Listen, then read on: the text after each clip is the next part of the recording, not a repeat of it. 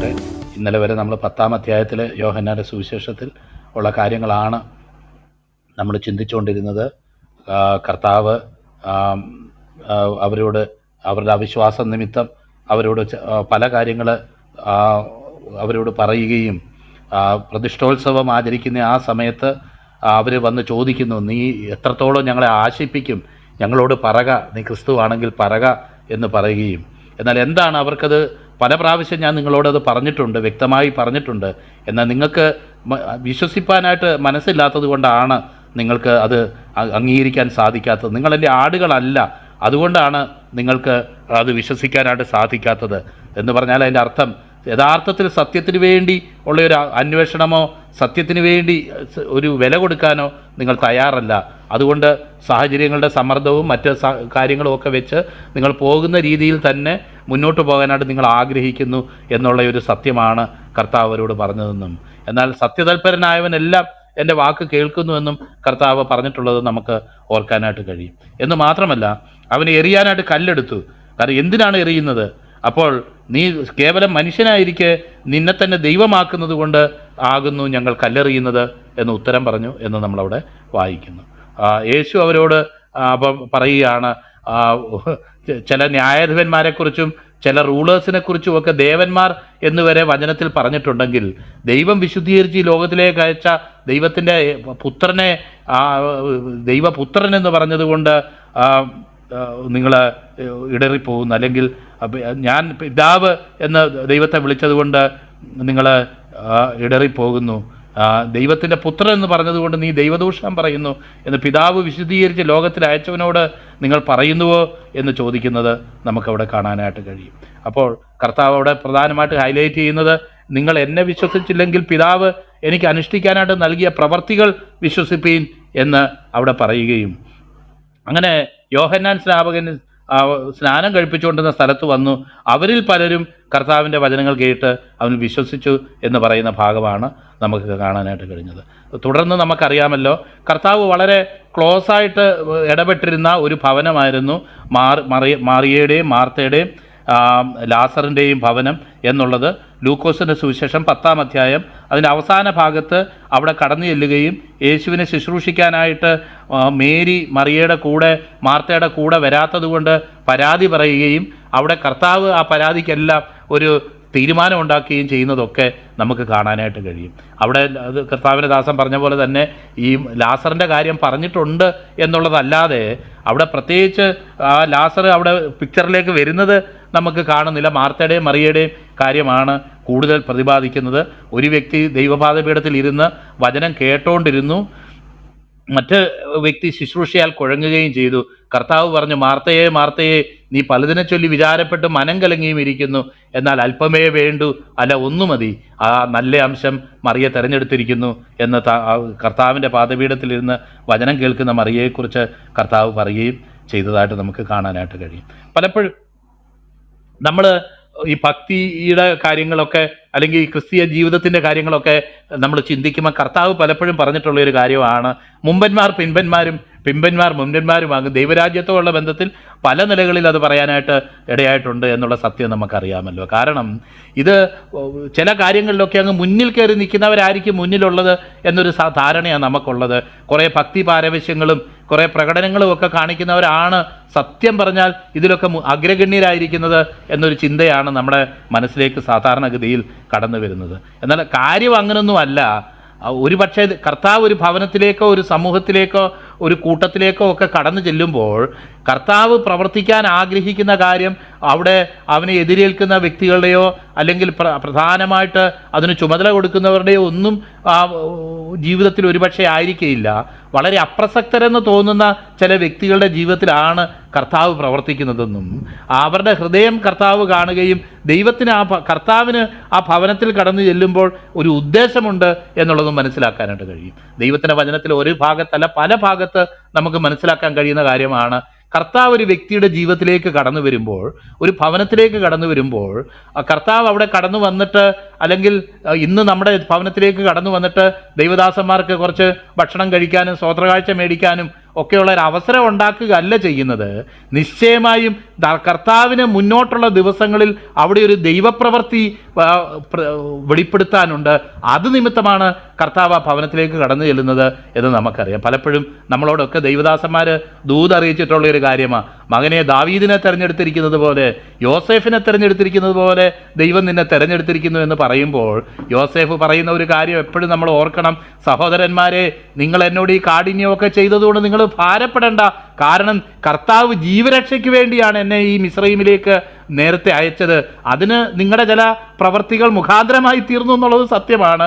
എന്നാൽ അത് ദൈവഹിതത്താലാണ് അതെനിക്ക് സംഭവിച്ചത് എന്ന് ആത്യന്തികമായിട്ട് യോസേഫ് തിരിച്ചറിയുന്നത് കാണാനായിട്ട് കഴിയും. എന്ന് പറഞ്ഞതുപോലെ തന്നെയാണ് നമ്മുടെ ഓരോരുത്തരുടെയും ജീവിതത്തിലേക്ക് കർത്താവ് കടന്നു വരുന്നത്. അത് നമ്മൾ വിചാരിക്കേണ്ട, ഞാനും ഈ ബന്ധിക്കോസിൽ ചേർന്നു, അല്ലെങ്കിൽ ഞാനും ഈ പ്രാർത്ഥനയ്ക്ക് ചേർന്നു, അല്ലെങ്കിൽ ഈ കൈകൊട്ടിപ്പാട്ടും പരിപാടിയിലൊക്കെ ഞാനും ചേർന്നു, എനിക്കിതൊന്നും വേണ്ടായിരുന്നു എന്നൊക്കെ വിചാരിക്കുന്നുണ്ടെങ്കിൽ, പ്രിയ സഹോദര, നിനക്ക് ഒരിക്കലും ഒറ്റയ്ക്ക് തരണം ചെയ്യാൻ കഴിയാത്ത ചില പ്രതിസന്ധികളെ മുൻകൂട്ടി കണ്ട് നിന്നെ ബലപ്പെടുത്താനും നിന്നെ ശക്തീകരിക്കാനും നിന്റെ ജീവിതത്തിൽ ദൈവത്തിൻ്റെ ചില പർപ്പസുകൾ വെളിപ്പെടുത്താനും വേണ്ടിയാ കർത്താവ് നിന്റെ ഭവനത്തിലും നിന്റെ വ്യക്തി ജീവിതത്തിലും കടന്നു വന്നിരിക്കുന്നത്. അത് ഈ മുന്നോട്ടുള്ള ദിവസങ്ങളിൽ നിനക്ക് വ്യക്തമാകും എന്ന് ആത്മാർത്ഥമായിട്ട് പറയാനാണ് ഞാൻ ആഗ്രഹിക്കുന്നത്. അതൊരിക്കലും നിങ്ങൾ വിചാരിക്കുന്ന പോലെ ഒരു വേസ്റ്റ് അല്ല. എൻ്റെ ജീവിതത്തിൽ എനിക്കത് നിശ്ചയമായിട്ടും പറയാനായിട്ട് കഴിയും. കാരണം എൻ്റെ ജീവിതത്തിൽ ഞാൻ കർത്താവിനെ അറിഞ്ഞ് മുന്നോട്ട് കടന്നു വരുന്ന സമയത്ത് ഇപ്പോഴും ഞാൻ ഓർക്കുന്നുണ്ട്, അന്ന് ഈ റാന്നിയിലുള്ള പാസ്റ്റർ ബാബു ജോർജ് ഒരു മീറ്റിങ്ങിന് വെച്ച് കാണുകയും അദ്ദേഹം എന്നോടൊരു ദൂതറിയിക്കുകയും ചെയ്ത ഒരു അവസരം ഞാൻ ഓർക്കുന്നുണ്ട്.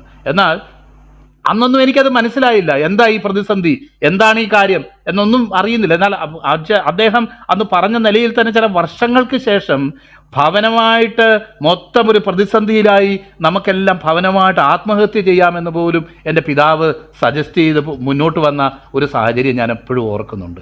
അപ്പോഴെനിക്ക് മനസ്സിലായി, എൻ്റെ ജീവിതത്തിൽ കർത്താവ് പ്രവർത്തിക്കാൻ ആരംഭിച്ചത് എന്നെ ഓർത്ത് മാത്രമല്ല, എൻ്റെ ഭവനത്തെ മൊത്തം ഓർത്ത്, എൻ്റെ പിതാവിനെ, മാതാവിനെ, എൻ്റെ സഹോദരങ്ങളെ, അല്ലെങ്കിൽ എൻ്റെ ബന്ധുമിത്രാദികളെയൊക്കെ ഓർത്ത കർത്താവിൻ്റെ എൻ്റെ ജീവിതത്തിലേക്ക് കടന്നു വന്നതെന്നും, അതുകൊണ്ട് ദൈവത്തിനൊരു ഉദ്ദേശവും ഒരു പർപ്പസും ഇല്ലാതെ ഒരു കാര്യവും കർത്താവ് ചെയ്യുന്നില്ല എന്നുള്ളതും നമ്മുടെ ഹർഷദൃഷ്ടി കൊണ്ടും നമ്മുടെ അവിശ്വാസവും നമ്മുടെ സെൽഫ് സെൻറ്റേഡ് ആയിട്ടുള്ള ചിന്ത കൊണ്ടും പലപ്പോഴും നമുക്കത് തിരിച്ചറിയാൻ കഴിയുന്നില്ല എന്നുള്ളതാണ് യാഥാർത്ഥ്യം എന്ന് നമുക്ക് മനസ്സിലാക്കാൻ കഴിയും. ഇവിടെ നമ്മൾ കടന്നു വരുമ്പോഴും കാണുന്നത് ഒരിക്കലും അവിടെ പ്രസക്തിയില്ലാത്ത ഒരു വ്യക്തിയായിരുന്നു നമുക്ക് അവിടെ ലാസറെന്ന് നമുക്ക് കാണാൻ കഴിയുന്നെങ്കിൽ, പിന്നെ നമ്മൾ കാണുന്നതായിട്ടുള്ള കാര്യം ഏറ്റവും പ്രസക്തിയുള്ള വ്യക്തിയായിട്ട് അവൻ തീരുന്നതായിട്ട് 12-ാം അധ്യായം വായിക്കുമ്പോൾ യേശുവിനെ കാണാൻ വേണ്ടി മാത്രമല്ല, മരിച്ചവരിൽ നിന്ന് യേശു ഉയിർപ്പിച്ച ലാസറിനെയും കൂടെ കാണാനായിട്ട് ആൾക്കാർ വന്ന് അവൻ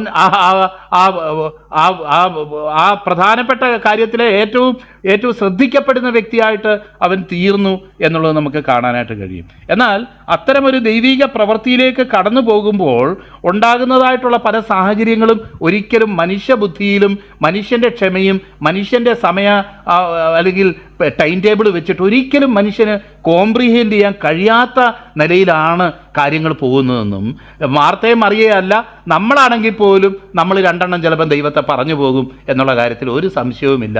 അങ്ങനെ ദൈവം ഇങ്ങനെയുള്ള അവിശ്വാസം നിറഞ്ഞ സമയങ്ങളിൽ നമ്മൾ പറഞ്ഞു പോകുന്ന ചില കാര്യങ്ങളൊക്കെ റെക്കോർഡ് ചെയ്ത് വെക്കുകയാണെങ്കിൽ ഒരുപക്ഷെ അത് നമുക്കെതിരെ തന്നെ വലിയൊരു സാക്ഷിയായി തീരാനുള്ള സാധ്യതയുണ്ട് എന്നുള്ളതാണ് എനിക്ക് പലപ്പോഴും തോന്നുന്നത്. കാരണം ഞാനടക്കം അല്ലെങ്കിൽ ഒരുപക്ഷെ ഇവിടെ ഇരിക്കുന്ന പലരും അത്തരം സാഹചര്യങ്ങളിൽ എന്തൊക്കെ വർത്തമാനങ്ങളാണ് പറഞ്ഞിട്ടുള്ളത്, എന്തൊക്കെ അവിശ്വാസത്തിൻ്റെ വർത്തമാനങ്ങളാണ് പറഞ്ഞിട്ടുള്ളത്. എന്നാൽ പിന്നത്തേതിൽ നമ്മൾ വിചാരിച്ച പോലെ ഒന്നും നമുക്ക് സംഭവിച്ചില്ലെന്നും, കർത്താവ് വളരെ അത്ഭുതകരമായിട്ട് നമ്മളെ ആ പ്രതിസന്ധിയുടെ നടുവിലൂടെ കർത്താവ് കടത്തിക്കൊണ്ടു പോയതായിട്ടും നമുക്ക് മനസ്സിലാക്കാനായിട്ട് കഴിയും. ഇവിടെ നമുക്കറിയാം, ഇത്രയും കർത്താവ് ക്ലോസ് ആയിട്ട് ഇരിക്കുകയും കർത്താവ് പോയി ഭക്ഷണം കഴിക്കുകയും, എനിക്ക് തോന്നുന്നത് ഇവിടെ വചനത്തിൽ പറയപ്പെട്ടിട്ടില്ലെങ്കിലും കർത്താവ് യെരൂശലേമിൽ പോകുമ്പോഴൊക്കെ ചിലപ്പം ഒക്കെ ഇവരുടെ ഭവനത്തിൽ പോകുമായിരുന്നു എന്നും നമുക്ക് അനുമാനിക്കാൻ കഴിയുന്ന പല സാഹചര്യങ്ങളും ഇവിടെയുണ്ട്. അത്ര ക്ലോസ് ആയിട്ടിരിക്കുന്ന ഒരാൾ ദൈവികമായിട്ട് ഉള്ള വലിയ ശക്തിയും അത്ഭുതങ്ങളും അടയാളങ്ങളും ഒക്കെ ചെയ്യുകയും മരിച്ചവരെ ജീവിപ്പിക്കുകയും, ഈ ലാസറിനെ ഉയിർപ്പിക്കുമ്പോൾ തന്നെ നമ്മൾ ഓർക്കണം, ഇതിനു മുന്നേ 2 ഭവനങ്ങളിൽ കടന്നുപോയി കർത്താവ് മരിച്ചവരെ ഉയിർപ്പിച്ചിട്ടുണ്ട്. അതിൻ്റെ റെക്കോർഡ് നമ്മൾ ലൂക്കോസിന്റെ സുവിശേഷത്തിലും മത്തായിയുടെ സുവിശേഷത്തിലും ഒക്കെ വായിക്കുന്നുണ്ട്. അപ്പം മരിച്ചവരെ ജീവിപ്പിക്കുന്ന ഈ കർത്താവ്, അത്ഭുതങ്ങളും അടയാളങ്ങളും ചെയ്യുന്നവൻ, പാപം മോചിക്കുന്നവൻ, അവൻ ഈ ഭവനവുമായിട്ട് വളരെ ക്ലോസ് ആയിരുന്നു. ഇന്ന് പല ദൈവമക്കളും പറഞ്ഞു കേൾക്കുന്ന ഒരു പരാതിയാണ്, പാസ്റ്ററെ രക്ഷിക്കപ്പെടുന്നവരെ ഒരു പ്രശ്നവും ഇല്ലായിരുന്നു, എന്നാൽ രക്ഷിക്കപ്പെട്ടപ്പം തൊട്ട് തുടങ്ങിയ പോരാട്ടമാണ് പാസ്റ്ററെ, ഇന്ന് വരെ തീർന്നിട്ടില്ല. അത് എന്നോട് നേരിട്ട് പറഞ്ഞിട്ടുണ്ട്.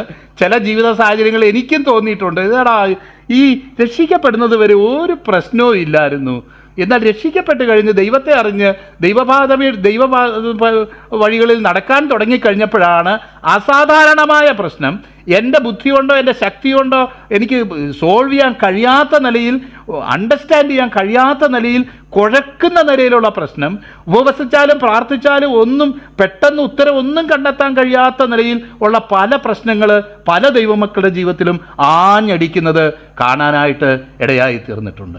മാത്രമല്ല ചില സഹോദരങ്ങൾ ഇത്തരം പ്രതിസന്ധിയുടെ നടുവിൽ അവർ അവിശ്വാസത്തിൽ തകർന്നു പോകാനും ഒക്കെ ഇടയായി തീർന്നിട്ടുള്ള അവസ്ഥകളും ഞാൻ ഓർക്കുന്നുണ്ട്. അപ്പോൾ ഇത് ഈ മാർത്തയ്ക്കും മറിയയ്ക്കും സംഭവിച്ചു എന്നുള്ളത് നമ്മളൊക്കെ സാധാരണഗതി പറയുന്ന പോലത്തെ ഒരു സാഹചര്യം തന്നെയാണ്.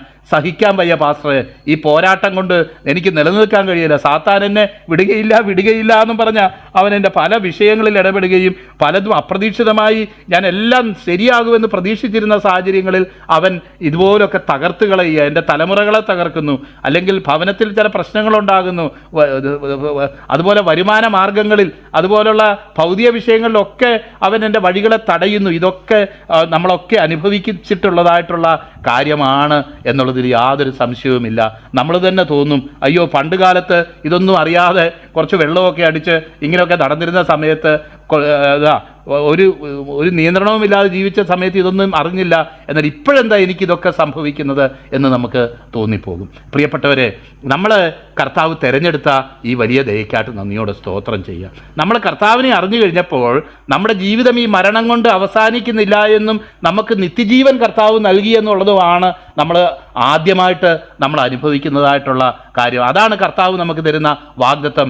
എന്നിൽ വിശ്വസിക്കുന്നവന് നിത്യജീവനുണ്ട്, എൻ്റെ അടുക്കൽ വരുന്നവനെ ഞാൻ ഒരു നാളും തള്ളിക്കളയുകയില്ല എന്ന് മാത്രമല്ല, അവന് ഞാൻ നിത്യജീവൻ കൊടുക്കുന്നു എന്ന് എൻ്റെ അടുക്കൽ നിന്ന് ആരും അവനെ പിടിച്ചു പറിക്കുകയും ഇല്ല. നമ്മൾ ഇന്നലെ ആ ഭാഗങ്ങളൊക്കെ നമ്മൾ കണ്ടതാണ്. അപ്പോൾ അതിൽ നമുക്കൊരു ഉറപ്പും അഷ്വറൻസും കർത്താവ് തരുമ്പോൾ തന്നെ കർത്താവിന് നമ്മളോട് ചില കാര്യങ്ങൾ പറയാനുണ്ട്. മോനെ, നിൻ്റെ ജീവിതം ഈ ലോകത്തുകൊണ്ട് തന്നെ തീരുന്നതായിരുന്നെങ്കിൽ നിന്നെ ഞാൻ ശിക്ഷിക്കേണ്ട ആവശ്യവുമില്ല, നിന്നെ ഞാൻ രൂപാന്തരപ്പെടുത്തേണ്ട ആവശ്യവുമില്ല, നിന്നെ ഞാൻ ഏതെങ്കിലും നിലയിൽ മാറ്റേണ്ട ആവശ്യവുമില്ല, നീ ഇങ്ങനെ അങ്ങ് പോയാൽ മതിയായിരുന്നു, കാരണം ഈ ലോകത്തോടെ നിന്റെ സകലവും തീരുമായിരുന്നു. എന്നാൽ നിനക്ക് ഞാൻ നിത്യജീവൻ വാഗ്ദത്തം ചെയ്തിരിക്കുന്നത് കൊണ്ട് നിന്നെ തൊടാതെ, നിന്നെ രൂപാന്തരപ്പെടുത്താതെ, നിന്റെ ജീവിതത്തിൽ ചില വ്യത്യാസങ്ങൾ വരുത്താതെ, നിന്റെ ജീവിത മുഖാന്തരം തന്നെ മറ്റനേകരെ സ്പർശിക്കത്തക്കവണ്ണമുള്ള നിലയിൽ ആയിത്തീരാതെ പറ്റുകയില്ല. കർത്താവിൻ്റെ ദാസൻ പറഞ്ഞല്ലോ, ശദ്രക്കിൻ്റെയും മേശക്കിൻ്റെയും അബേദ്നെഗോവിൻ്റെയും ഒക്കെ കാര്യം പറഞ്ഞപ്പോൾ നമുക്കറിയാം, അവരുടെ കാൽച്ചട്ടയ്ക്ക് പോലും തീ പിടിച്ചിരുന്നില്ല, രോമം പോലും കരിഞ്ഞിരുന്നില്ല എന്ന് മാത്രമല്ല, ആകെ സംഭവിച്ചത് അവരിലുണ്ടായിരുന്ന ബന്ധനങ്ങൾ അഴിഞ്ഞു എന്നുള്ളത് മാത്രമാണ് തീയിൽ കൂടെ കടന്നു പോകേണ്ട സാഹചര്യത്തിൽ വന്നത്. എന്നാൽ തീയിൽ കൂടെ കടന്നു പോകാൻ അവരെടുത്ത തീരുമാനവും അവരെ എടുത്തിട്ടതുമൊക്കെ വളരെ മാനസിക സമ്മർദ്ദം ഉണ്ടാക്കുന്ന സാഹചര്യങ്ങളാണ് എന്നുള്ളത് സത്യം തന്നെയാണ്. നമ്മളാണെങ്കിലും അത് ഉറപ്പായിട്ട് അങ്ങനെ തന്നെ വരികയുള്ളൂ. ഞാൻ നേരത്തെ പറഞ്ഞതുപോലെ ഞങ്ങൾ ഭവനമായിട്ട് കർത്താവിനെ അറിയാൻ ഇടയായി തീർന്ന ഒരു സാഹചര്യം വളരെ വിചിത്രമായിട്ട് എനിക്ക് തോന്നും പലപ്പോഴും. കാരണം ഭവനത്തിൽ സാമ്പത്തിക പ്രതിസന്ധി, വീട്ടിന് ജപ്തി നോട്ടീസ്, അതുപോലെ നമുക്കെല്ലാം ഒരുമിച്ച് ആത്മഹത്യ ചെയ്യാമെന്നൊക്കെ പറഞ്ഞിരിക്കുന്ന ഒരു സാഹചര്യത്തിലൂടെ കടന്നു പോയിട്ട് ആ പ്രതിസന്ധിയിലൂടെ കടന്നു പോയിട്ട് പുറത്തു വന്നു കഴിഞ്ഞപ്പോൾ ഉണ്ടായ വ്യത്യാസങ്ങൾ എന്താണെന്നറിയാമോ? കർത്താവിൻ്റെ വേലയ്ക്ക് തീരുമാനമെടുത്ത് നിൽക്കുന്ന ഒരു വ്യക്തിയായിരുന്നു ഞാൻ. എന്നാൽ ഈ പ്രതിസന്ധി തീർന്നപ്പം ഞാൻ കർത്താവിൻ്റെ വേലയിൽ ആയിത്തീരാനായിട്ട് കർത്താവ് എനിക്ക് ഇടയാക്കി തന്നു. അങ്ങനെ ഒരു അവസരം ദൈവം എനിക്ക് ഒരുക്കി. അല്ലെങ്കിൽ ഒരുപക്ഷെ ഒരു എഞ്ചിനീയറിങ് ആ സമയത്ത് ആ കാലത്തൊക്കെ പാസ്സായിട്ട് ഇങ്ങനെ ദൈവവേല വചനം പ്രസംഗിക്കാൻ ഇറങ്ങിപ്പോവുക എന്ന് പറയുന്നത് ഇച്ചിരി പ്രയാസമുള്ള കാര്യമായിരുന്നു. കാരണം സാമ്പത്തികമായിട്ട് വലിയ കഴിവുള്ള ഒരു ഭവനത്തിൽ നിന്ന് വരുന്ന വ്യക്തിയൊന്നും അല്ലായിരുന്നു ഞാൻ. ഈ ആത്മഹത്യ ചെയ്യാനിരുന്ന എൻ്റെ പിതാവ്, എൻ്റെ മാതാവ്, അവരൊക്കെ കർത്താവിനെ അറിയാനും രക്ഷിക്കപ്പെടാനുമായിട്ട് ഇടയായിട്ട് തന്നു. ബിജോ ബ്രദറിന് ഇതൊക്കെ വളരെ ഫസ്റ്റ് ഹാൻഡായിട്ട് അറിയാവുന്ന ആളാണ്. അങ്ങനെ ഈ പ്രതിസന്ധിയിലൂടെ കടന്നു പോയത് എന്തുകൊണ്ടായി രോമം പോലും കരിഞ്ഞില്ല എന്ന് മാത്രമല്ല, ബന്ധനമായിരുന്നതും ദൈവഹിതത്താൽ എൻ്റെ ജീവിതത്തിൽ സംഭവിക്കേണ്ടതുമായ ചില കാര്യങ്ങൾ സംഭവിക്കുകയും എൻ്റെ പ്രിയപ്പെട്ടവരെ രക്ഷയ്ക്കത് കാരണമായി തീർന്നു എന്നല്ലാതെ വേറെ ഒന്നും ഉണ്ടായില്ല. എന്നാൽ ആ പ്രോസസ്സിൽ ഇച്ചിരി മനസ്സ് തകർന്നു, ഇച്ചിരി കണ്ണുനീരൊഴുക്കി, ഈ ഹൃദയം തകർന്നു, നിലവിളിച്ചു. ഇതൊക്കെ സത്യമാണ്, ഇതൊക്കെ സത്യമാണ്. എന്നാൽ അതുകൊണ്ടൊക്കെ നന്മയല്ലാതെ തിന്മയൊന്നും ഉണ്ടാകാനായിട്ട് കർത്താവ് ഇടയാക്കിയില്ല എന്ന് നമ്മൾ ഓർക്കുമ്പോൾ, ദൈവത്തിൻ്റെ ഈ വലിയ കരത്തിനായിട്ട്, ദൈവത്തിൻ്റെ ഈ വലിയ പദ്ധതിക്കായിട്ട്, കർത്താവിൻ്റെ ഈ മാസ്റ്റർ മൈൻഡിനായിട്ട്, സകലത്തെയും നിയന്ത്രിക്കുന്ന തൻ്റെ വ്യാപാര ശക്തിക്കായിട്ട് ഞാൻ ഈ പകൽക്കാലം വീണ്ടും കർത്താവിനെ സ്തുതിക്കാനും മഹത്വപ്പെടുത്താനുമായിട്ട് ഞാൻ ആഗ്രഹിക്കുക. പ്രിയപ്പെട്ടവരെ, ഞാൻ പറയാൻ ആഗ്രഹിക്കുന്ന പക്ഷേ ഹബക്കൂക്കിൻ്റെ പ്രവചനത്തിൽ നമുക്ക് കാണാൻ കഴിയും, വളരെ പ്രതിസന്ധിയിലൂടെ അവർ കടന്നു പോകുന്ന ഒരു സാഹചര്യത്തിലാണ് ഹബക്കൂക്ക് പ്രവചിക്കുന്നതെന്നും ഇസ്രായേൽ മക്കൾക്ക് നിശ്ചയമായും ശിക്ഷയുണ്ടാകും എന്ന് പറയുകയും അത് ബാബേൽ സാമ്രാജ്യത്തിലേക്ക് അവരെ കൊണ്ടുപോവുകയും അങ്ങനെയാണ് അവരെ ശിക്ഷിക്കാൻ പോകുന്നത് എന്ന് പറയുമ്പോൾ ഹബക്കൂക്ക് ദൈവത്തോട് ചോദിക്കുന്നത്, കർത്താവെ, ചെറിയ ദുഷ്ടത ചെയ്യുന്നവനെ വലിയ ദുഷ്ടത ചെയ്യുന്നവനെ കൊണ്ട് തല്ലിക്കുന്നത് അല്ലെങ്കിൽ അവനെ കൊണ്ട് ശിക്ഷിപ്പിക്കുന്നത് അതെന്തും പരിപാടിയാണ് കർത്താവെ, അവൻ വലിയ ദുഷ്ടനല്ലേ എന്ന് ചോദിക്കുമ്പോൾ ആ വലിയ ദുഷ്ടനും വേറെ ചില അടികൾ വെച്ചിട്ടുണ്ട് എന്നുള്ള, അല്ലെങ്കിൽ അവനെയും ശിക്ഷിക്കുന്ന ചില നിലവാരങ്ങളുണ്ട് എന്ന് ദൈവം അവനെ കാണിച്ചു കൊടുക്കുകയും വിശ്വാസത്തിൽ ഉണ്ടാകുന്ന പ്രതിസന്ധിയുടെ ഘട്ടങ്ങളിൽ ഒരു ദൈവ മനുഷ്യൻ എങ്ങനെയാണ് നിലനിൽക്കേണ്ടത് എന്ന് വ്യക്തമായി പഠിപ്പിച്ചു തരുന്ന ഒരു ചെറിയ പ്രവചന ഭാഗമാണ്, 3 അധ്യായമുള്ള ഒരു പ്രവചന ഭാഗമാണ് ഹബക്കൂക്കിൻ്റെ പ്രവചനമെന്നും, അങ്ങനെ ദൈവത്തിൻ്റെ സന്നിധിയിലേക്ക് ചെല്ലുമ്പോൾ അദ്ദേഹത്തിന് ചില കാര്യങ്ങൾ വെളിപ്പെട്ടെന്നും, ദർശനത്തിന് ഒരു അവധി വെച്ചിരിക്കുന്നെന്നും അതതിൻ്റെ സമാപ്തിയിലേക്ക് ചെല്ലുവാനായിട്ട് ബന്ധപ്പെടുന്നുവെന്നും, നിശ്ചയമായും ആ ദൈവത്തിൻ്റെ ദൈവിക വാഗ്ദത്തങ്ങൾക്ക് നിവൃത്തിയുണ്ടാകും എന്നുള്ള ഒരു കാര്യവും, കർത്താവ് തൻ്റെ വിശുദ്ധ മന്ദിരത്തിലുണ്ട്, അതുകൊണ്ട് സകല ഭൂമിയും അവൻ്റെ മുന്നിൽ മിണ്ടാതെ ഇരിക്കട്ടെ എന്നും, മാത്രമല്ല സമുദ്രം വെള്ളം കൊണ്ട് നിറഞ്ഞിരിക്കുന്നത് പോലെ യഹോവയുടെ പരിജ്ഞാനം കൊണ്ട് ഈ ഭൂമി മുഴുവനും നിറഞ്ഞിരിക്കുന്നു, ദൈവം അറിയാതെ ഒരു സംഭവവും ഈ ലോകത്ത് നടക്കുന്നില്ല എന്നുള്ള കർത്താവ് കാഴ്ചപ്പാട് അവന് കൊടുക്കാനും, കർത്താവ് അവൻ്റെ സിംഹാസനത്തിലുണ്ട്, അവൻ്റെ നിയന്ത്രണം വിട്ട് ഈ ലോകത്തൊന്നും സംഭവിക്കുന്നില്ല എന്നുമുള്ള യാഥാർത്ഥ്യം മനസ്സിലാക്കി കൊടുക്കാനായിട്ട് കർത്താവ് അവന് ഇടയാക്കി എന്നുള്ളത് നമുക്ക് കാണാനായിട്ട് കഴിയുന്നുണ്ട്. എന്ന് മാത്രമല്ല, വളരെ പ്രശംസനീയമായിട്ട് അവിടെ നമുക്ക് കാണാൻ കഴിയുന്ന വാക്യം അതിൻ്റെ 3-ാം അധ്യായത്തിൻ്റെ അവസാന വാക്യങ്ങൾ. ഇത്തരം പ്രതിസന്ധി സാഹചര്യങ്ങളിൽ വിശ്വാസത്തിൽ വന്നു, എന്നാൽ ഞാൻ വിശ്വസിക്കുന്നതിനും ആഗ്രഹിക്കുന്നതിനും ഒക്കെ വിപരീതമായ ഫലങ്ങളാണ് എൻ്റെ ജീവിതത്തിൽ ഉണ്ടാകുന്നത്. എനിക്ക് പലപ്പോഴും ഇങ്ങനെ സമാധാനിക്കാനോ അല്ലെങ്കിൽ ദൈവത്തെ മഹത്വപ്പെടുത്താനോ കഴിയാതെ വണ്ണം പ്രതിസന്ധികൾ ഇങ്ങനെ എൻ്റെ ജീവിതത്തിൽ ഉരുണ്ടുകൂടുകയാണ് എന്നൊരു ഭക്തൻ ചിന്തിക്കുമ്പോൾ അവൻ എന്തായിരിക്കണം അവൻ്റെ ജീവിതത്തിലെ നിലപാട് എന്ന് വ്യക്തമായി നമുക്ക് കാണിച്ചു തരുന്ന ദൈവവചന ഭാഗമാണ് അവിടെ എഴുതപ്പെട്ടേക്കുന്നത്. അവിടെ എഴുതിയിരിക്കുന്നത്, മുന്തിരിവള്ളി ഫലം തരികയില്ല, അത്തിവൃക്ഷം തളിർക്കയില്ല എന്നൊക്കെ പറഞ്ഞതിന് ശേഷം പറയുന്നത്, എങ്കിലും ഞാൻ എൻ്റെ രക്ഷയുടെ ദൈവത്തിൽ സന്തോഷിക്കും, ഞാൻ എൻ്റെ രക്ഷയുടെ ദൈവത്തിൽ അവനെ മഹത്വപ്പെടുത്തും എന്ന് വീണ്ടും പറയുന്നതായിട്ടുള്ള ഒരു ഭാഗമാണ് നമുക്കവിടെ കാണാനായിട്ട് കഴിയുന്നത്. നോക്കിയാട്ടെ, അപ്പോൾ നമ്മുടെ ആറ്റിറ്റ്യൂഡ് എന്തായിരിക്കണം? അപ്പോൾ ദൈവത്തിൻ്റെ മക്കള് ഇത്തരം പ്രതിസന്ധിയിലൂടെ കടന്നു പോകുമ്പോൾ, ഇതുപോലുള്ള വിശ്വാസ ജീവിതത്തിൻ്റെ ഇരുണ്ട നാഴികകളിലൂടെ കടന്നു പോകുമ്പോൾ എൻ്റെ ദൈവത്തിൻ്റെ ആത്യന്തിക നന്മയിൽ വിശ്വസിക്കുകയും നാമ മഹത്വത്തിനു വേണ്ടി എൻ്റെ കർത്താവ് എനിക്ക് തിന്മയായിട്ടൊന്നും ചെയ്യുന്ന ദൈവമല്ല, നന്മ തന്നെ തരുന്ന ദൈവമാണ് എന്നവർ വിശ്വസിക്കുകയും അവരത് ഏറ്റുപറയുകയും ചെയ്യേണ്ട ഒരാവശ്യമുണ്ട്. വിശ്വാസം എന്ന് പറഞ്ഞാൽ ഇതാ, നമുക്കറിയാമല്ലോ, എൻ്റെ നീതിമാനോ വിശ്വാസത്താൽ ജീവിക്കും എന്ന് പറഞ്ഞിരിക്കുന്ന വാക്യം 2-ാം അധ്യായം അതിൻ്റെ 4-ാം വാക്യത്തിലാണ് നമ്മൾ വായിക്കുന്നത്. എൻ്റെ നീതിമാൻ വിശ്വാസത്താൽ ജീവിക്കും. പുതിയ നിയമത്തിൽ പല സ്ഥലത്ത് അത് എഴുതിയിരിക്കുന്നത് നമുക്ക് കാണാനായിട്ട് കഴിയും. അബ്രഹാം ദൈവത്തിൽ വിശ്വസിച്ച് അതവന് നീതിയായി കണക്കിട്ടു. എൻ്റെ നീതിമാൻ വിശ്വാസത്താൽ ജീവിക്കും. കാരണം ഒരു ദൈവപൈതൽ ഈ ലോകത്ത് ജീവിക്കുമ്പോൾ നിത്യത അവൻ്റെ ലക്ഷ്യവും നിത്യതയിലേക്ക് പോകുന്ന വഴിക്ക് പല നിലകളിലുള്ള അനുഭവങ്ങളിലൂടെ ഒരു ദൈവപൈതലിനെ കർത്താവ് നടത്തുകയും ചെയ്യും എന്നറിയാവുന്നത് കൊണ്ട് ഇതുപോലുള്ള ഇരുണ്ട ഇടനാഴികളിൽ അവൻ വിശ്വാസത്തിൽ നിലനിൽക്കണം. എന്ത് വിശ്വാസത്തിൽ? ദൈവത്തിൻ്റെ നന്മയിലും എൻ്റെ ദൈവം എൻ്റെ പിതാവാണെന്നും എനിക്ക് തിന്മയൊന്നും ചെയ്യാത്തവനാണെന്നും നന്മ മാത്രം ചെയ്യുന്ന ദൈവമാണെന്നും അതുകൊണ്ട് ദൈവം ചെയ്യുന്ന എല്ലാ കാര്യങ്ങൾക്കും എൻ്റെ ജീവിതത്തിൽ അവൻ്റെ ആ നന്മയുടെ കരമുണ്ടെന്നും ആ നന്മയുടെ ഉദ്ദേശമുണ്ടെന്നും മനസ്സിലാക്കി ദൈവത്തെ സ്തുതിക്കാൻ തക്കവണ്ണം ഒരു ശിഷ്യൻ അവൻ്റെ മനസ്സിനെ ട്രെയിൻ ചെയ്യേണ്ടത് വളരെ ആവശ്യമാണ്, വളരെ ആവശ്യമാണ്. അല്ലാതെ എന്തെങ്കിലും നന്മ വരുന്ന ഉടനെ ഭയങ്കര ആഹ്ലാദം പ്രകടിപ്പിക്കുകയും തിന്മ വരുന്ന ഉടനെ സകലവും വലിച്ചെറിഞ്ഞേച്ച് തിരിച്ചു പോവുകയും ചെയ്യുന്ന ഒരു അനുഭവമല്ല ഒരു പക്വതയുള്ള ഒരു വിശ്വാസിയിൽ നിന്ന് ദൈവം ഒരിക്കലും അത് ആഗ്രഹിക്കുന്നില്ല. നോക്കിയാട്ടെ, മുന്തിരിവള്ളി അനുഭവം അല്ല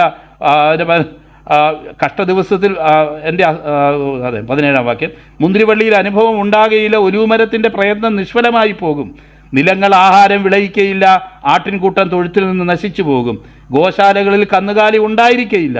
എങ്കിലും ഞാൻ യഹോവയിൽ ആനന്ദിക്കും, എൻ്റെ രക്ഷയുടെ ദൈവത്തിൽ ഘോഷിച്ചുല്ലസിക്കും. യഹോവയായ കർത്താവിൻ്റെ ബലമാകുന്നു, അവൻ എൻ്റെ കാൽ മാൻപേട കാലുകൾ പോലെ ആക്കുന്നു, ഉന്നതികൾ മേൽ നടക്കുമാറാക്കുന്നു എന്ന് അവിടെ എഴുതിയേക്കുക. കൃത്യമായിട്ട് ഒരു ദൈവത്തിൻ്റെ പൈതൽ ഈ പ്രതിസന്ധി ഘട്ടങ്ങളിൽ അവൻ എന്ത് നിലപാടാണ് അവൻ സ്വീകരിക്കേണ്ടത് എന്ന് വ്യക്തമായിട്ട് നമുക്ക് കാണിച്ചു തരുന്ന ദൈവവചന ഭാഗമാണ് നമുക്കിവിടെ കാണാനായിട്ട് കഴിയുന്നത്. നമുക്കറിയാമല്ലോ, ഈ ദൈവവചന ഭാഗത്തും നമുക്ക് കാണാനായിട്ട് കഴിയും, കർത്താവിൻ്റെ അടുത്തേക്ക് ആളയച്ചെങ്കിലും കർത്താവ് ആളയച്ചതിനോട് പ്രതികരിക്കുന്നില്ല. മരിക്കാറായ സമയത്ത് അല്ലെങ്കിൽ മരിച്ച ആ അനുഭവത്തിൽ ഒരാൾ ഇങ്ങോട്ട് വന്ന് ഒരു ദിവസം 2 ദിവസം കർത്താവ് അവിടെ ഇരുന്നു, ഒരു ദിവസം കർത്താവ് പിന്നെ എടുത്ത് അവിടെ ചെല്ലാൻ, അങ്ങനെ ചെല്ലുമ്പം 4 ദിവസമായി എന്ന് നമുക്ക് മനസ്സിലാക്കാനായിട്ട് കഴിയും. എന്നാൽ ആളയച്ച് കർത്താവ് പോയില്ല എന്ന് നമ്മൾ വായിക്കുക. എന്ന് മാത്രമല്ല, കർത്താവ് അവിടെ പറയുന്നു, നമ്മൾ കർത്താവിൻ്റെ ദാസൻ നേരത്തെ പറഞ്ഞു, ഇത് മരണത്തിനായിട്ടല്ല, ദൈവപുത്രൻ മഹത്വപ്പെടരുതിനത്രേ എന്ന് പറയുന്നുണ്ടെങ്കിലും അവരുടെ വിശ്വാസം ആ നിലയിലേക്ക് എത്തുന്നില്ല എന്നുള്ളത് നമുക്ക് കാണാൻ കഴിയുന്നത്. അവർ വിചാരിച്ചത് ലാസർ ദീനമായി കിടക്കുന്നു, മാർത്തയും മറിയയും വളരെ അടുത്ത ആൾക്കാരാണ്, ഉടനെ ഒരു കുതിരവണ്ടിയെ വല്ല വിളിച്ച് കർത്താവ് ചടപടാന്നും പറഞ്ഞ് ഓടിച്ചെന്ന് അവനെ അങ്ങ് എഴുന്നേൽപ്പിക്കും എന്നാ വിചാരിച്ചത്. എന്നാൽ കർത്താവ്, കാരണം ഇത് രോഗം വരുന്നതിന് മുന്നേ തന്നെ ഈ കാര്യങ്ങൾ കർത്താവിനറിയാം, തന്നെ സ്നേഹിക്കുന്നവരുടെ ജീവിതത്തിൽ സംഭവിക്കുന്ന വിഷയങ്ങൾ കർത്താവിനറിയാം. എന്നാൽ എൻ്റെ ഈ പ്രിയപ്പെട്ടവർക്ക് എന്നോട് കൂടെ ഈ പ്രതിസന്ധിയിൽ നിൽക്കാനും ദൈവനാമം മഹത്വപ്പെടുന്നതിനോടുള്ള ബന്ധത്തിൽ വിശ്വാസത്തിൽ പിടിച്ചു നിൽക്കാനും കഴിയുമെന്നുള്ള ഒരു ചിന്തയോട് കൂടെയുമാണ് കർത്താവ് പലപ്പോഴും ഇത് നമ്മുടെ ജീവിതത്തിൽ അനുവദിക്കുന്നത്. സംഗതി ശരിയാ, നമ്മൾ തളരും കരയും ഒക്കെ ഉണ്ട്. എങ്ങനെയൊക്കെയാണെങ്കിലും ഇത് താങ്ങാനുള്ള ശേഷി അവർക്കുണ്ട്. അവർ എന്നെ വളരെ ക്ലോസ് ആയിട്ട് അറിയുകയും ഞാൻ ആരാണെന്ന് മനസ്സിലാക്കുകയും ചെയ്ത വ്യക്തികളാണ്. മറ്റുള്ള പരീശന്മാരെ പോലെയും യഹൂദന്മാരെ പോലെയും ഈ കുറ്റപ്പെടുത്തുന്നവരെ പോലെയും ഒന്നും ഉള്ളവരല്ല ഇവർ എന്നുള്ള ആ അറിവിൽ തന്നെയായിരിക്കാം ഒരുപക്ഷെ അവരുടെ ജീവിതത്തിൽ ഈ പ്രതിസന്ധി വന്നത്. ഇവരുടെ ജീവിതത്തിലൂടെ അല്ലാതെ ഈ പ്രതിസന്ധി എങ്ങനെ കർത്താവിന് അല്ലെങ്കിൽ ഈ ഒരു അനുഭവം എങ്ങനെ തെളിയിച്ചു കൊടുക്കാൻ കഴിയും? താൻ പുനരുത്ഥാനവും ജീവനുമാകുന്നു എന്നുള്ള കാര്യം കർത്താവിന് എങ്ങനെ വെളിപ്പെടുത്താനായിട്ട് കഴിയും? നോക്കിയാട്ടെ. എന്നാൽ അതിലൂടെ കർത്താവ് അവരെ കടത്തിക്കൊണ്ടു പോകുന്ന ആ സാഹചര്യവും, യെരുശലേമിലേക്ക് പോകാൻ പരിശ്രമിക്കുമ്പോൾ റബ്ബി ഇപ്പോൾ തന്നെ കല്ലെറിയാൻ അവർ പല പ്രാവശ്യം അവർ ശ്രമിച്ചല്ലോ, ഇനി അങ്ങോട്ട് പോകണമോ എന്ന് ചോദിക്കുന്നതും കർത്താവ് പറയുന്നത്, പകലിന് 12 മണി നേരമില്ലയോ? ആ സമയത്ത് എന്നെ അയച്ചവൻ്റെ വേല ഞാൻ ചെയ്യേണ്ടത് തന്നെയാണ്. പകൽ സമയത്ത് നടക്കുന്നവർ ഇടറുന്നില്ല, രാത്രിയിൽ നടക്കുന്നവനോ വെളിച്ചമില്ലായതുകൊണ്ട് ഇടറുന്നു എന്ന് പറഞ്ഞിട്ട് നമ്മുടെ സ്നേഹിതനായ ലാസർ നിദ്ര കൊള്ളുന്നു എന്ന് പറഞ്ഞു. ശിഷ്യന്മാർ അവനോട്, കർത്താവേ, അവൻ നിദ്ര കൊള്ളുന്നു എങ്കിൽ അവന് സൗഖ്യം വരും എന്ന് പറഞ്ഞു. യേശുവോ അവൻ്റെ മരണത്തെക്കുറിച്ചായിരുന്നു പറഞ്ഞത്. എന്നാൽ അവർക്ക് സ്പഷ്ടമാക്കി കൊടുത്തു, ഞാൻ അവിടെ ഇല്ലായ്ക കൊണ്ട് ഞാൻ സന്തോഷിക്കുന്നു, നിങ്ങൾ വിശ്വസിപ്പാൻ ഇടയാകുമല്ലോ. അവിടെയാണ് കർത്താവ് ഒരു പർപ്പസ് വെളിപ്പെടുത്തുന്നത്. തൻ്റെ ശിഷ്യന്മാരെ ഉദ്ദേശിച്ച് ഞാൻ ദൈവത്തെ സ്തുതിക്കുന്നു. കാരണം ഇന്ന് വരെയും കർത്താവ് ഈ പറയുന്ന കാര്യങ്ങളുടെ അർത്ഥം എന്താണെന്ന് പൂർണ്ണമായിട്ട് മനസ്സിലാകാത്ത ശിഷ്യന്മാർ, മനസ്സിലായി എന്ന് അവർ അഭിനയിക്കുന്നുണ്ട്, എന്നാൽ വേണ്ടുവണ്ണം അവർക്കത് മനസ്സിലായിട്ടില്ല എന്നുള്ളതാണ് യാഥാർത്ഥ്യം. അപ്പം കർത്താവ്, നമ്മൾ കഴിഞ്ഞ ചില ഇതിലൊക്കെ പഠിച്ചതുപോലെ, കർത്താവിൻ്റെ ഉദ്ദേശം ഇത്തരം സാഹചര്യങ്ങളിൽ എന്തായിരുന്നു?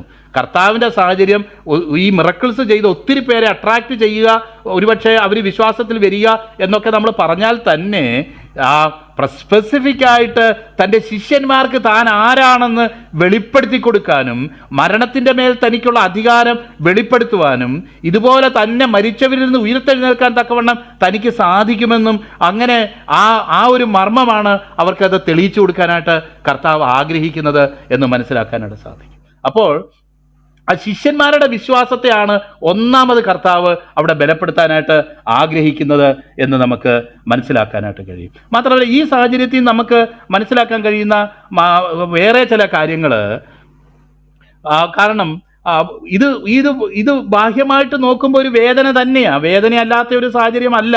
കാരണം വീട്ടിലൊരാൾ മരിച്ചു കിടക്കുന്നു, അതും 2 സഹോദരിമാർ, അവരുടെ മാനസികാവസ്ഥ, കർത്താവിനെ കുറിച്ച് അവരുടെ ഹൃദയത്തിൽ തോന്നാവുന്ന കാര്യം, ഒരു ദിവസം കൊണ്ട് എത്ര സമയം കൊണ്ടേ കർത്താവിന് ഇവിടെ വരാമായിരുന്നു, എന്നാൽ ഈ കർത്താവ് വന്നില്ലല്ലോ എന്ന് ഒരുപക്ഷെ അവരുടെ ഹൃദയത്തിൽ ചിന്തിച്ചുകൊണ്ടിരിക്കുന്നതായിട്ടുള്ള സാഹചര്യം. നമ്മൾ ഒരു കാര്യം മനസ്സിലാക്കണം, ആത്മീയമായി വീണ്ടും ജനിച്ച ദൈവത്തിൻ്റെ മക്കൾ മനസ്സിലാക്കേണ്ട കാര്യമാണ്, നമ്മുടെ ഭൗതികമായിട്ടുള്ള കാര്യങ്ങളെക്കാളും കൂടുതൽ നമ്മുടെ ആത്മീയമായിട്ടുള്ള ഉന്നമനവും ആത്മീയമായ വളർച്ചയും കർത്താവ് ആഗ്രഹിക്കുന്നു എന്ന് മാത്രമല്ല, നമ്മുടെ ആത്മീയമായ വളർച്ചയ്ക്ക് തടസ്സമായിട്ട് നമ്മുടെ ചില ഭൗതിക സാഹചര്യങ്ങൾ നിലനിൽക്കുന്നുവെങ്കിൽ കർത്താവ് ഈ സാഹചര്യങ്ങളെ നിയന്ത്രിച്ച് തന്നെ നമ്മുടെ ദൈവത്തിങ്കിലേക്ക് കൊണ്ടുവരാനായിട്ട് ആഗ്രഹിക്കുന്ന ദൈവം.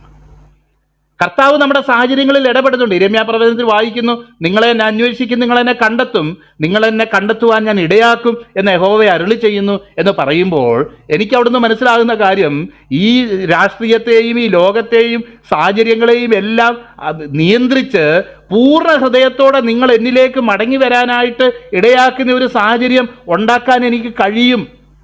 പ്രിയപ്പെട്ടവരെ, ദൈവത്തിന് നമ്മുടെ ജീവിതത്തിൽ ഒരു പർപ്പസ് ഉണ്ടെങ്കിൽ, സത്യത്തിന് വേണ്ടിയുള്ളൊരു ദാഹവും ദൈവത്തെ അറിയാനുള്ളൊരു ആഗ്രഹവും മാത്രമല്ല സത്യത്തിന് വേണ്ടി വില കൊടുക്കാനുള്ള ഒരു സന്നദ്ധതയും നമ്മുടെ ഉള്ളിലുണ്ടെങ്കിൽ നിശ്ചയമായും നമ്മുടെ ഭൗതിക കാര്യങ്ങളെക്കാളും കൂടുതൽ ആത്മീയ കാര്യങ്ങൾക്ക് പ്രാധാന്യം കൊടുക്കാനും ആത്മീയ കാര്യങ്ങളിൽ ചില ആത്മീയമായ കാര്യങ്ങൾ നമുക്ക് വെളിപ്പെടുത്തി തരാനും ഒക്കെ വേണ്ടി കർത്താവ് തൽക്കാലത്തേക്ക് ചില ഭൗതിക കാര്യങ്ങളിൽ ദൈവം തൊട്ടെന്ന് വരാം.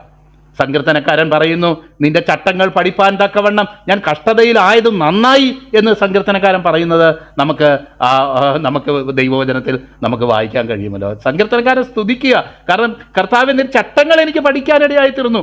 ഞാൻ കഷ്ടതയിലായപ്പോൾ എനിക്കത് പ്രയാസമായിരുന്നു, എന്നാൽ നിന്റെ ചട്ടങ്ങൾ പഠിക്കാനായിട്ട് അതെൻ്റെ ജീവിതത്തിൽ ഇടയാക്കി തീർത്തു എന്നുള്ളത് നമുക്ക് കാണാം. അപ്പം ഈ നിലയിൽ കാര്യങ്ങളെ കാണുന്ന ദൈവം നമ്മുടെ സാഹചര്യങ്ങളിൽ നമുക്ക് വയ്യ കർത്താവേ, നമുക്കറിയാമല്ലോ നമുക്കൊരു മുറുകെ പറ്റുന്ന പാപം നമ്മുടെ ജീവിതത്തിൽ ഉണ്ടെങ്കിൽ തന്നെ കർത്താവ് പലപ്പോഴും ദൈവം വചനത്തിൽ നമ്മൾ വായിക്കുന്ന പോലെ പാപത്തോട് പോരാടുന്നതിൽ പ്രാണത്യാഗത്തോളോ നിങ്ങൾ എതിർത്ത് നിന്നിട്ടില്ലല്ലോ എന്ന് പറഞ്ഞതിന് ശേഷമാണ് കർത്താവിൻ്റെ ശിക്ഷയെക്കുറിച്ച് എബ്രായ ലേഖനത്തിൽ പറയുന്നത്. അതിന് താഴെയാണ് നമ്മൾ വായിക്കുന്നത്, കർത്താവ് താൻ സ്നേഹിക്കുന്ന ഏത് മകനെയും തല്ലുന്നു എന്നുള്ള മക്കളോടുള്ള പോലുള്ള പ്രബോധനം മറന്നു കളഞ്ഞു പോകും. കാരണം പാപത്തോടുള്ള പോരാട്ടത്തിൽ പ്രാണത്യാഗത്തോടും അതിനെ എതിർത്ത് നിൽക്കുന്ന ഒരു മാനസികാവസ്ഥ ആ നിലയിൽ നമ്മുടെ മനസ്സിനെ രൂപാന്തരപ്പെടുത്തി, നമ്മുടെ സാഹചര്യങ്ങളെ രൂപാന്തരപ്പെടുത്തി, നമ്മുടെ ആത്മീയ ജീവിതമാണ് പ്രാധാന്യമുള്ളതെന്നും അതിനാണ് പ്രാധാന്യം കൊടുക്കേണ്ടതെന്നും നമ്മുടെ ജീവിത വിശുദ്ധിക്ക് വേണ്ടി ചില കഷ്ടതകൾ ഏറ്റെടുക്കാനായിട്ട് ഇടയായി തീർന്നാൽ അത് ഏറ്റെടുക്കുക തന്നെ വേണം.